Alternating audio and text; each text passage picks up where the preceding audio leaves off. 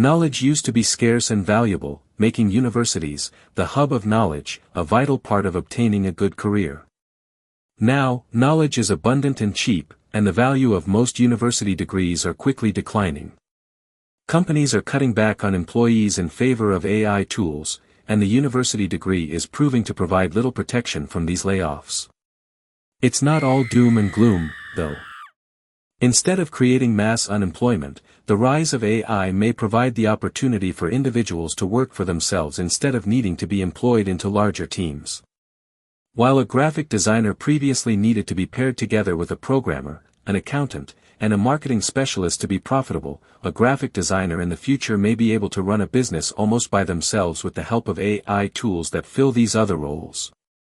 Thus, the future may see a sharp decrease in the corporate structure and a rise in small entrepreneurships. The question is, though, is the current schooling model preparing children for this future? School curriculum requires children to memorize a broad range of information and concepts, often leaving students with the question, when will I use this in real life? For some subjects, there are reasonable answers to this question. But for others, the answer is, you probably won't. But you need to know it to get a degree. A degree that may be most useful for appearing qualified to an employer, for a position that might be better filled by an AI assistant that can work more quickly, more thoroughly, 24/7, without complaining or quitting, for almost no money. So what if, instead of requiring youth to memorize the vast amounts of information required by a school curriculum, we let them learn the skills and concepts that most directly apply to the lives of most adults? Instead of teaching them information we're unsure they'll ever use, we provide them with real or hypothetical life challenges they are more likely to face. Then they work with AI to find solutions to these issues.